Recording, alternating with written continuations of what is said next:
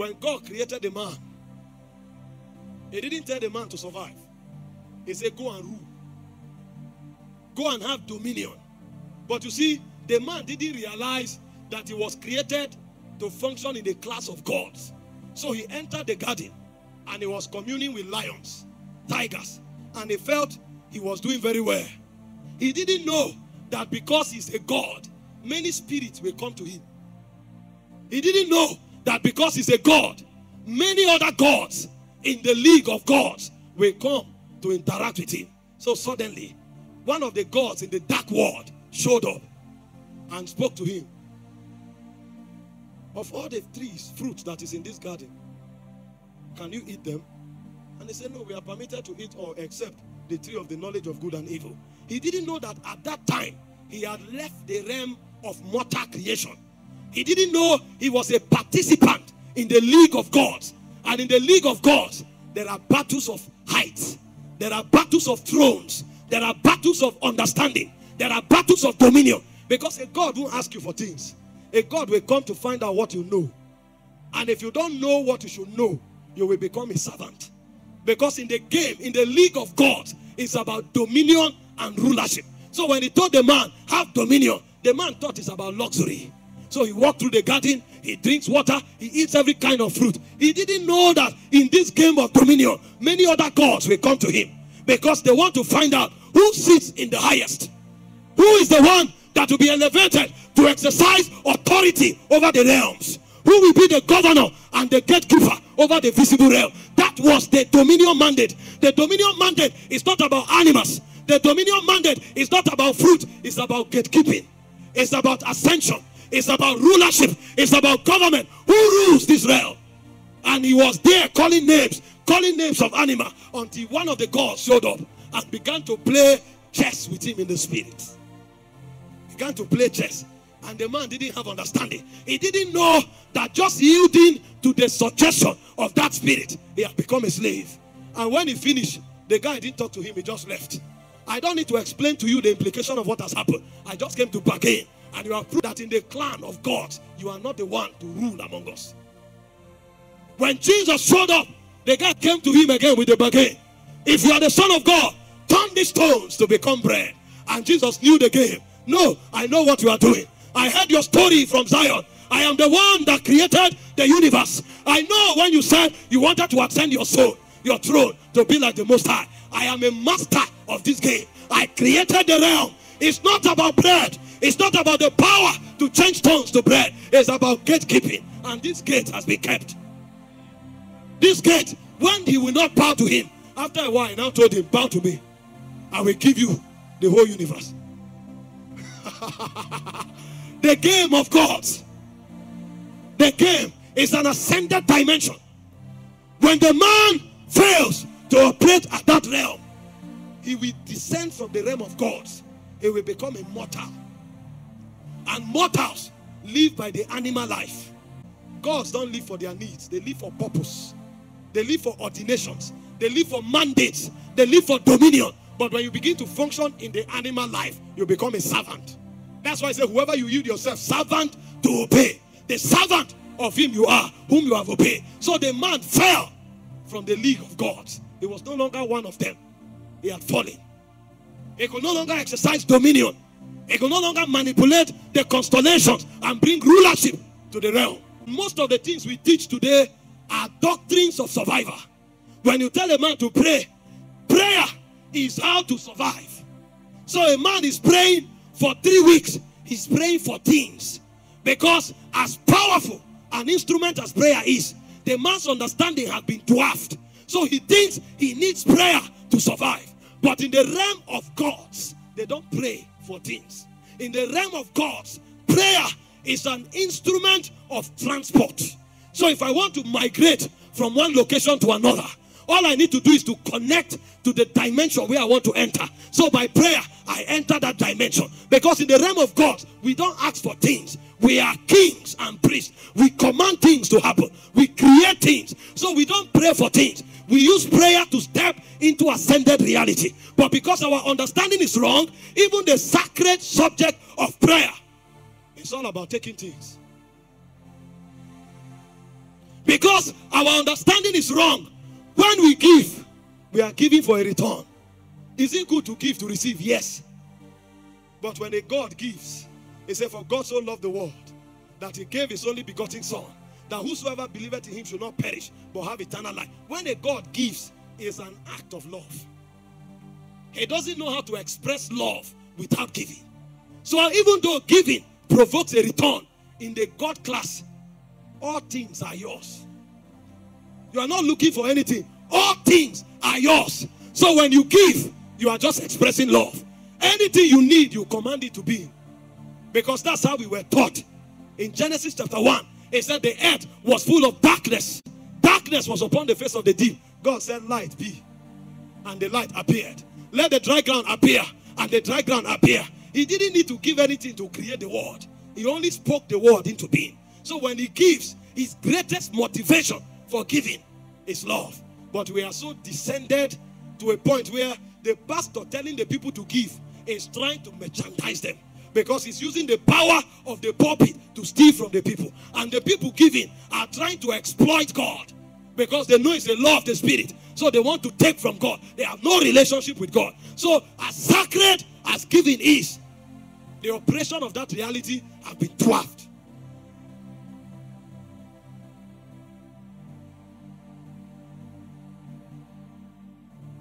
He said, ye are gods, because you are the children of the Most High God. And if he said you are God, unto whom the word of the Lord came, and the scriptures cannot be broken. Now, if you look at your life for a second, can you tell any aspect of your life where you are a commander and you have dominion? It will show you how backward our generation is. We know all the mystery, but we have no experience. Even when you go to sleep, you are oppressed. Everything we do, we are trying to survive. When did we become like this?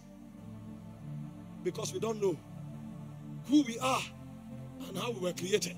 When we begin to follow the protocol of the spiritual life, what we are doing is that now that we have the life, we want to compare the nature to align with the life. Because until the life and the nature reflects God, we cannot rule in the realms of God. So ascension begins with the receipt of eternal life. But having received the God life, you now begin the protocol of ascension. As Pastor Victor quoted clearly yesterday from Psalm 24 from verse 3. He said, who will ascend unto the mountains of God? Who will stand upon his holy hills? The reason is because rulership is on top of the mountain. He said in Isaiah chapter 4 verse 4, Micah chapter 2 from verse 1, let us go to the house of the Lord. For the house of the Lord shall be upon the mountains of God. And he said, out of Zion proceeds the law. And when the Lord proceeds, he said, men of all nations, we say, let us go to the house of God, that he may teach us his ways. The world system will exist and contend with us. They will fight with us. They will try to dominate us, even though we have life, until we ascend the mountain. When we climb the mountain, then the God elements, the God weapons, and the God dimension begin to come into our hands. And one of it is called anakazo. The power of anakazo is a dimension that is in a God, that makes a God speaks and you can't resist him. So when you talk, men of all nations, they leave their jobs, they leave everything they have, and they come to you. That's why Jesus walked up to a tax collector and he said, follow me. It's called anakazo. It's a dimension of a God. The job of a tax collector is the most lucrative job in the 10 world. But when a God speaks, you can't resist him. It's like in the wolf clan. When the alpha wolf at the full moon roars, even if you are in the office, you will change into a wolf. You can't resist him. It's the power that is in the clan of God. It walks to fishermen. They were with their biological parents. He said, follow me, I will make you. And they left their nets without consulting with their father. They follow. There are weapons on the mountain, but only men who can ascend can get there. But he began to show us the protocol. Who will ascend the mountain of God? It's a him that is of a pure heart. The reason is because the heart is the place of nature. Let us make man in our image, after our likeness. The heart is the nature of God. You have the life of God, but there must be something that happens to your heart, so that your heart sustains the disposition of God. And that disposition is the disposition of love. That's why Paul said in 1 Corinthians chapter 1, from verse 3 to 4, he said, you know all mysteries, you speak all tongues, you have all gifts. But he said in chapter 3 verse 1, he said, are you not carnal? Are you not babes? Don't you walk like men? What was Paul saying? If we enter the realm of love and begin to walk by the love nature of God, we sustain the heart of God. That's the only time we can ascend the mountains of God. If our heart is full of bitterness and envy, we can't wield the powers of the age to come. We can't.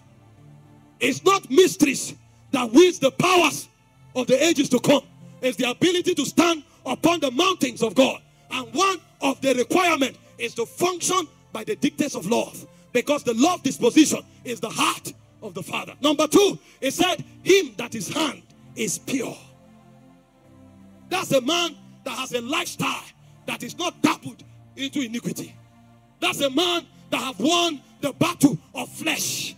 That's a man that has died to the tendencies of this world. Because if your desire and your proclivities and tendencies are still tilted towards the world, you may speak in tongues, but in the realm of the spirit, you are a dwarf. And every God knows that if you can still be ruled by things, you are not a God. If things can still determine how you live your life, you are still not a God. So to make your hand clean is to come to a point where you are not ruled by your senses. You are not regulated by things. You are not controlled by the dictates of this world. That's why today people have the best of visions, but there's no power to bring it. Because in the class of God, they will vet their motives. The guy says he wants to gather 1 million people. The idea is pride. So that they will say he's the next apostle. So you will do everything you need to do. Nobody will come. The guy wants to build a cathedral. It has nothing to do with souls. The guy is speaking in tongues right there in his heart. He said, then no, now, man of prayer, don't come. The moment he leaves the service, he said, when I was praying, the place scattered now. Why do you talk like this? They were praying for 4 hours before I came. But when I came, the atmosphere changed. When other people are giving prophetic word, it stands like this. When they give, then he will now collect the mic. And he will start walking like a man that sees with his eyes open. He is the Balaam of this generation. And then when everybody is talking, he wants them to wait. He wants people to see him. When the younger ones finish, then he say, you come. I saw you yesterday. Okay, let me ask some questions. I want to speak in a second. You will just see pride. Even though he's talking flesh, that flesh must die. Everything about him is flesh. Speak to him for 2 hours. It's only I over here. You even need to find out, is it Jesus you are preaching or you? I this, I that, I this, I that. You will never find Jesus. Gather 30 of his messages, you will not hear the name of Jesus 5 times. He's the one that has stature. He's the one that has encounter. He's the only prophet in Nigeria. All the mysteries. But we have lifted our hearts in vanity. And in Ecclesiastic 1:14, he said it is vexation of spirits.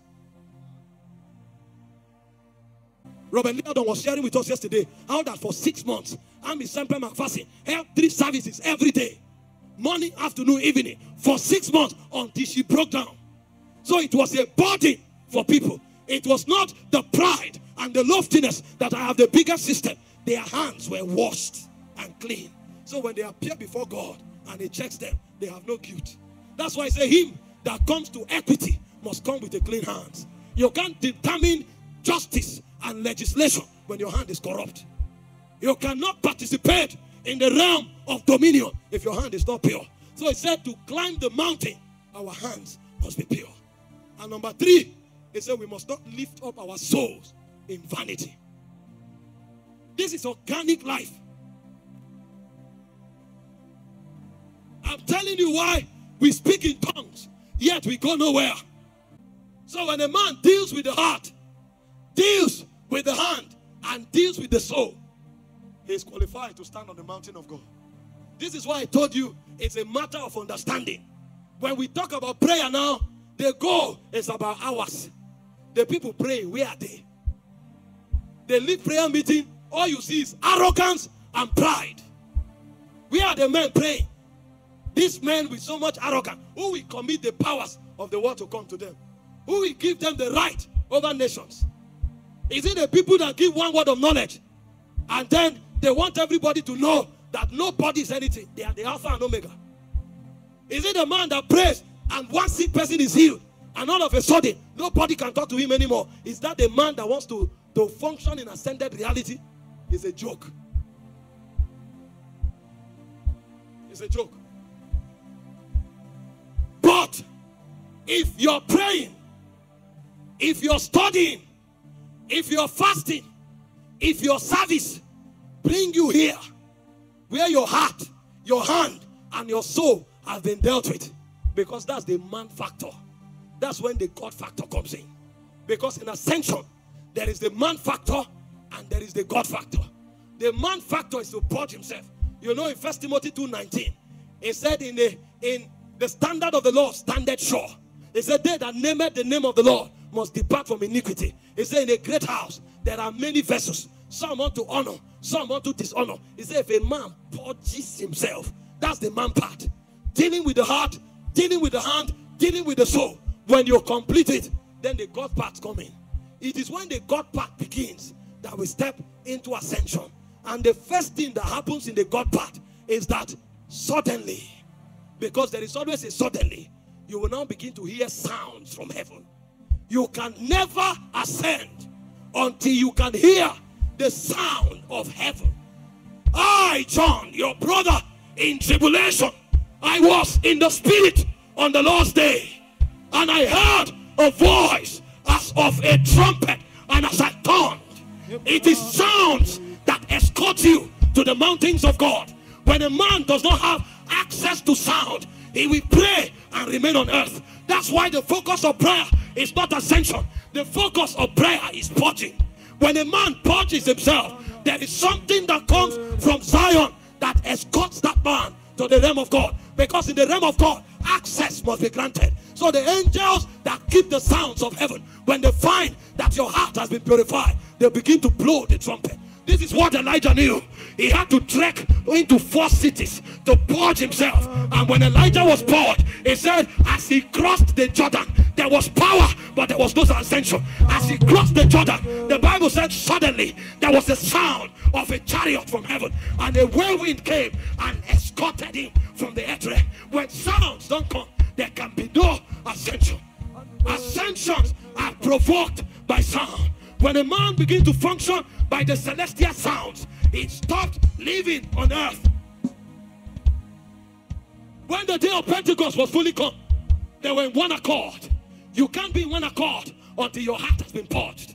You can't be in one accord until your soul is not lifted in vanity. But when they were in one accord, is they heard a sound as of a rushing mighty wind, and suddenly ordinary men saw cloven tongues as of fire on their heads. Those are no longer mortals. They have changed into another creatures. Those have become creatures of heaven. That's why they were afraid. But when the sound came, they opened the door and went out and said, men and brethren, men and brethren.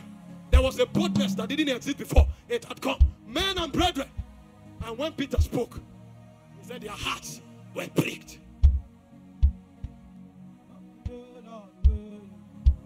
Sound are the instruments of ascension.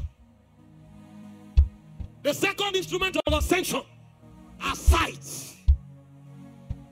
In the 30th year, on the 5th month, on the 4th day, I was among the captives by the river Kabar, and I saw visions of God. I saw visions. On earth, he was a captive, but in the spirit, he was a prince. I saw visions. The moment the visions of heaven opened, suddenly Ezekiel mounted from the rivers of Kabar, and he entered into the throne room, and he began to describe the cherubims of glory. He said, I saw them. They had 6 wings. With 2 wings, they covered their faces. With 2 wings, they covered their feet. And with 2 wings, they did fly. He was telling us about the civilizations of heaven, because he had left earth. Many prisoners were by Kabar. No more Ezekiel.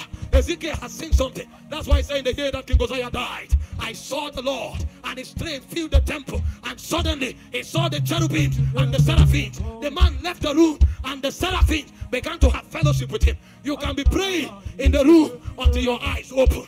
When your eyes open, you will discover that this is not Bethel. This is the gate of heaven. This is the gate of heaven. And from there, you will no longer be called Jacob. You will become Israel. Because Jacob is a man, but Israel is a nation.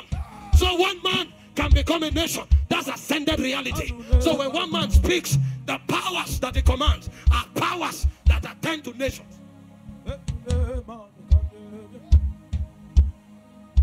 Jesus was a normal man for 30 years.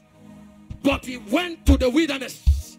And as he prayed, the devil came, tempted his heart, tempted his hand, and tempted his soul.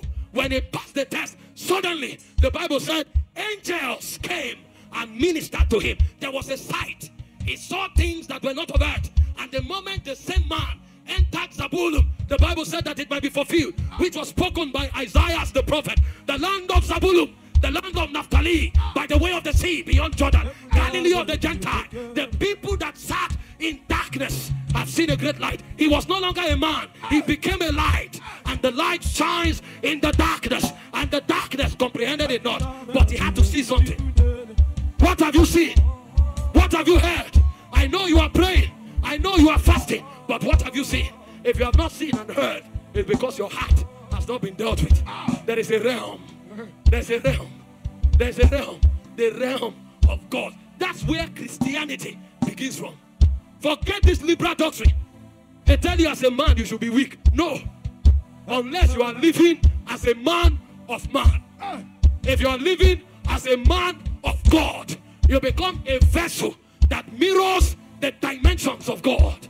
That's why in the room of glory, one of the 4 living creatures, the Bible said he had the face of a man. So man did not begin with Adam. Man did not begin with Adam. Because these beings, they have lived forever and ever.